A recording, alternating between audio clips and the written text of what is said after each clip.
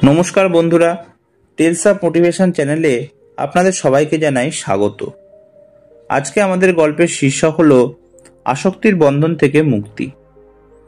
গল্পটি শুরু করার পূর্বে আপনাদের বলতে চাই যে ডেসক্রিপশানে আমার আরেকটি চ্যানেলের লিঙ্ক দেওয়া রইল, যার নাম হলো ইন্সপায়ার বাংলা। প্লিজ চ্যানেলটি ভিজিট করতে ভুলবেন না। তো চলুন এবার মূল গল্পে ফেরা যাক। রাজগৃহ নগরীর এক শান্ত সকালে গৌতম বুদ্ধ তার শিষ্যদের সঙ্গে বোধিবৃক্ষের ছায়ায় বসেছিলেন। পাখির কুজন আর গঙ্গার কলকল ধ্বনি মিলেমিশে যেন পরিবেশটিকে ধ্যানময় করে তুলেছিল। তখনই এক যুবক বুদ্ধের কাছে এলো, চেহারায় উদ্বেগ, চোখে ক্লান্তি। সে নাম বলল ভদ্র। ভদ্র ধনী পরিবারের সন্তান, কিন্তু মনে তার এক অদ্ভুত শূন্যতা। বুদ্ধ শান্ত স্বরে জিজ্ঞাসা করলেন, কি নিয়ে এসেছো ভদ্র?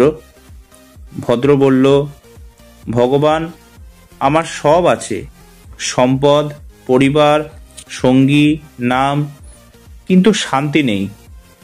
আমি যাদের ভালোবাসি তাদের হারানোর ভয় আমাকে প্রতিদিন গ্রাস করছে।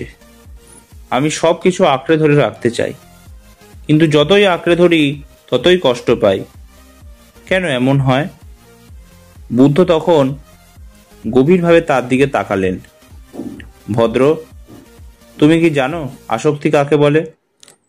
ভদ্র মাথা নাড়ল, না ভগবান। বুদ্ধ তখন এক কোমল হাসি দিয়ে বললেন, যখন তুমি কোনো কিছু বা কাউকে আমার বলে ভাবো, তখনই আসক্তি জন্ম নেয়। কিন্তু মনে রেখো, এই পৃথিবীতে কিছুই স্থায়ী নয়, না মানুষ, না সম্পদ, আর না সুখ। সবই পরিবর্তনশীল। তুমি যা আঁকড়ে ধরো, একদিন তা তোমার হাত ফসকে যাবে, তখন তুমি দুঃখ পাবে। তাই আমি বলি, আসক্তি মুক্তি প্রকৃত স্বাধীনতা। ভদ্র অবাক হয়ে বলল, কিন্তু ভগবান, ভালোবাসা ছাড়া জীবন কি সম্ভব? বুদ্ধ শান্তভাবে উত্তর দিলেন, ভালোবাসা নয়, আসক্তির সমস্যা। ভালোবাসা মুক্তি দেয়, কিন্তু আসক্তি বন্দি করে। ভালোবাসা নিঃস্বার্থ, আর আসক্তি স্বার্থপর। বুদ্ধ তখন মাটিতে পড়ে থাকা এক শুকনো পাতা তুলে নিলেন। দেখো ভদ্র, এই পাতাটি যখন গাছে ছিল তখনও সুন্দর ছিল, এখন শুকিয়ে গেছে, পড়ে গেছে। তবু এটি প্রকৃতির অংশ। গাছ সেটিকে ছেড়ে দিয়েছে, তাই গাছ বেঁচে আছে। যদি গাছ এই পাতাটিকে আঁকড়ে রাখত, তবে সে নিজেই শুকিয়ে যেত। এই পৃথিবীও তেমন। যা চলে যায় তাকে ছেড়ে দাও, তাহলেই তুমি বাঁচবে। ভদ্র কিছুক্ষণ চুপ করে থাকল। তার চোখে যেন ধীরে ধীরে উপলব্ধির আলোর রেখা ফুটে উঠছে। ভদ্র বুদ্ধের আশ্রমে থাকতে শুরু করল। সে প্রতিদিন ধ্যান করত, অনুশাসন মেনে চলত, কিন্তু মন শান্ত থাকত না। একদিন খবর এলো, ভদ্রের প্রিয় ঘোড়াটি অসুস্থ হয়ে পড়েছে। তার চোখে জল এসে গেল। বুদ্ধ তখন বললেন, ভদ্র, ঘোড়াটির প্রতি তোমার ভালোবাসা প্রশংসনীয়, কিন্তু যদি তুমি তার মৃত্যু ভেবে কষ্ট পাও, তবে বুঝবে তুমি এখনো আসক্ত। তাকে ভালোবাসো, যত্ন নাও, কিন্তু জানো একদিন সে থাকবে না। সেই সত্যকে মেনে নিতে শেখো। ভদ্র বোঝার চেষ্টা করল, কিন্তু মন তখনও কাঁপছে। কয়েক মাস পর বুদ্ধ একদিন ভদ্রকে নদীর ধারে নিয়ে গেলেন। নদী তখন প্রবল স্রোতে বয়ে যাচ্ছে। বুদ্ধ বললেন, ভদ্র, এই স্রোতের মতোই জীবন চলমান। যদি তুমি স্রোতের সঙ্গে ভেসে চলো, তুমি মুক্ত থাকবে, কিন্তু যদি তুমি তীরে আঁকড়ে ধরতে চাও, তবে ডুবে যাবে। জীবনও তেমন।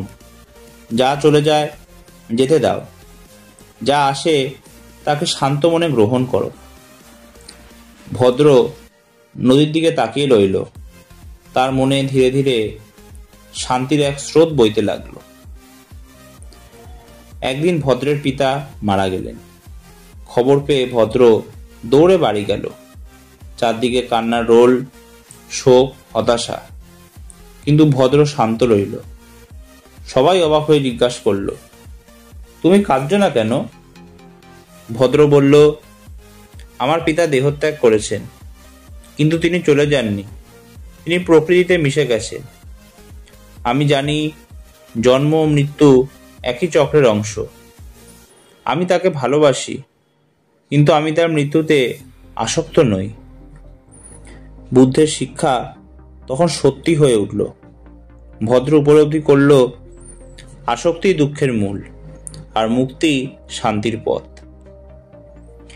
কয়েক বছর পরে ভদ্র নিজেই এক প্রজ্ঞাপ্রাপ্ত ভিক্ষু হয়ে উঠল। সে বুদ্ধের কাছে এসে প্রণাম করে বলল, ভগবান, আমি এখন বুঝেছি, যতক্ষণ আমরা আমার ভাবনায় আটকে থাকি ততক্ষণ আমরা বন্দী। যখন আমরা সবকিছু অস্থায়ী বলে মেনে নিই, তখনই আমরা মুক্ত হই।